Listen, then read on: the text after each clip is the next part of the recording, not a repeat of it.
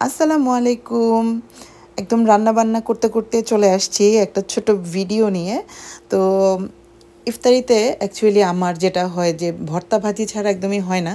তো সেদিন কিছুই ছিল না যে ভর্তা খাবো। তো এটা হচ্ছে গিয়ে টাকি মাছের ভর্তা, যেটা কিনা আমাদের বাংলা দোকানগুলোতে এরকম ভর্তা করে পাওয়া যায়। তো এটাকে একটুখানি প্রসেস করে তারপরে খেতে হয়।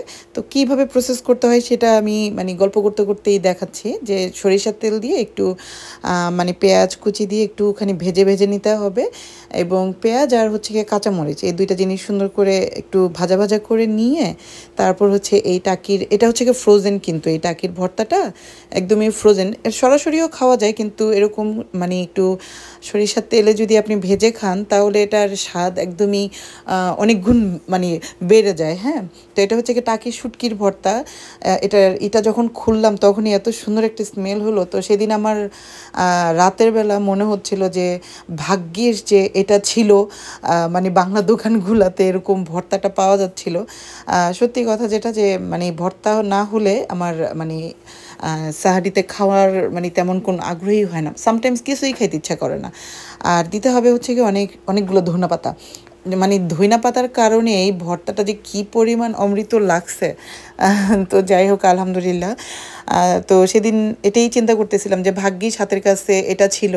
ভাগ্যিস হাতের কাছে বাংলা দোকানে এত সুন্দর একটা প্রসেস করা ভর্তা পাওয়া যাচ্ছিল। তো যাই হোক অ্যাকচুয়ালি আজকে যখন আমি এটার ভয়েস দিচ্ছি, তো এগুলো হচ্ছে গিয়ে আমি কয়েকদিন কিছু যা, যা খেয়েছি ছোট, ছোট করে আরকি ভিডিও ক্লিপ নিয়ে রাখছি। বাহিরে যেহেতু অত ঘোরাফেরা হচ্ছে না, রমজানে সবসময় বাসার ভিতরেই থাকা হয় এবং আসলে এটাই উচিত।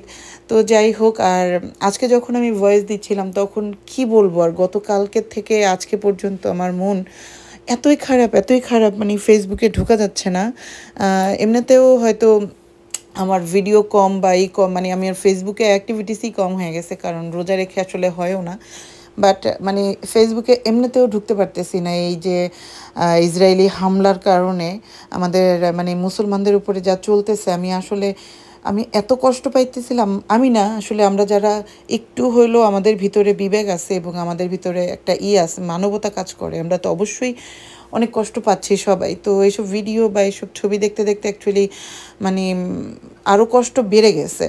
তো যাই হোক, করল্লা ভাজি আমার হাসব্যান্ডের খুবই পছন্দের এবং আলু আর চিংড়ি দিয়ে করল্লা ভাজি খুবই পছন্দের, এবং আপনারাও খেতে পারেন রমজানে করল্লা ভাজিটা।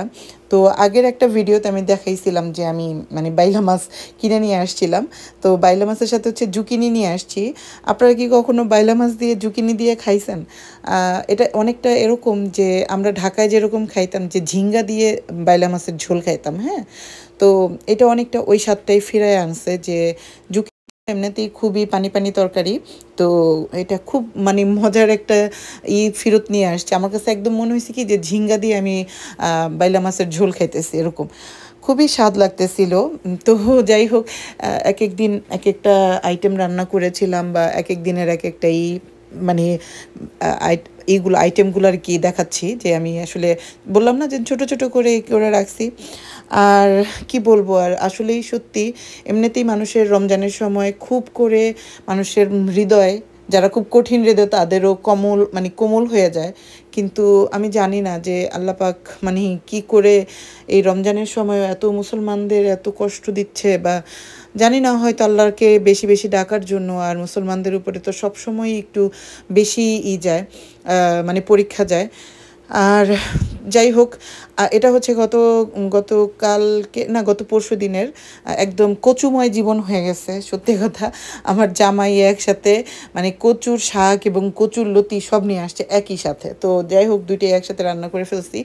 কচুর শাকটা হচ্ছে সে আমাকে সিদ্ধ করে দিছে, আর আমি হচ্ছে গিয়ে এই যে এখন পেঁয়াজ আর দিয়ে বাগার দিচ্ছিলাম, রসুন দিয়ে, হ্যাঁ?